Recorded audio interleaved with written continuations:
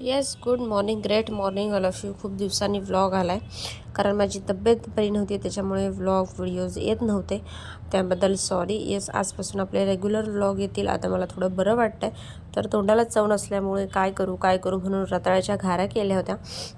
घाऱ्या म्हणू शकता तुम्ही, तुमच्याकडे काय म्हणता ते मला कमेंटमध्ये नक्की सांगायचं आहे. रताळे स्वच्छ धुवून घेतले, कुकरला शिजवून घेतले, नंतर त्याचे साल काढले आणि ते मॅश करून घेतलेत. अशा पद्धतीने मॅश करायचे. आपण वेगवेगळ्या पद्धतीचे घारगे करू शकतो, काकडीच्या, भोपळ्याच्या, रताळ्याच्या, अशा प्रकारे. येस, गूळ चिरून घेतल्या, बारीक चिरून घेतला, गूळ गरम करून घेतला कढईमध्ये, त्याच्यामध्ये ते मॅश केलेलं रताळं टाकले, थोडंसं शिजून घेतलं. एक 5 मिनटं रताळं त्याच्यामध्ये टाकून शिजून घेतलेलं आहे, बघू शकता तुम्ही.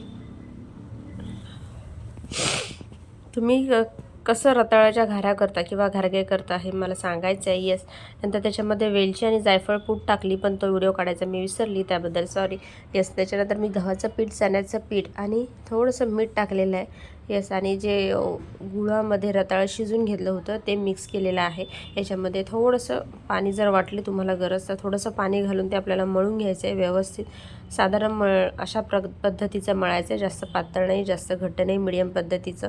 येस, 10 मिनटं ते झाकून ठेवायचे आपल्याला. त्याच्यानंतर तेल लावून परत आपल्याला मळून घ्यायचं आहे पीठ, आणि नंतर असे छोटे छोटे गोळे करून लाटून घ्यायचे आणि तळून घ्यायचे. येस, मस्त घारगे फुगलेले आहेत, तुम्ही बघू शकता पुढे. अशा प्रकारे लाटून घेतलेले सगळे घारगे मी, आणि अशा प्रकारे तेलात तळायचे. येस, अमेझिंग असे तळून घेतलेले आहेत, फुगलेले आहेत घारगे, बघू शकता तुम्ही, छान असे फुगलेले आहेत. येस, आणि खायला घ्यायचं आहे. येस, व्हिडिओ आवडला असेल तर चॅनलला लाईक, शेअर, सबस्क्राईब नक्की करा, आणि आपले उद्यापासून व्लॉग नक्की येतील. Thank you so much. येस, या घारगे खायला सगळ्यांनी. येस, सबस्क्राईब करायला विसरू नका प्लीज. एक लाईक, शेअर, सबस्क्राईब नक्की करा मैत्रिणींनो आणि मित्रांनो. Thank you so much. Bye bye. भेटूया नेक्स्ट व्लॉगमध्ये.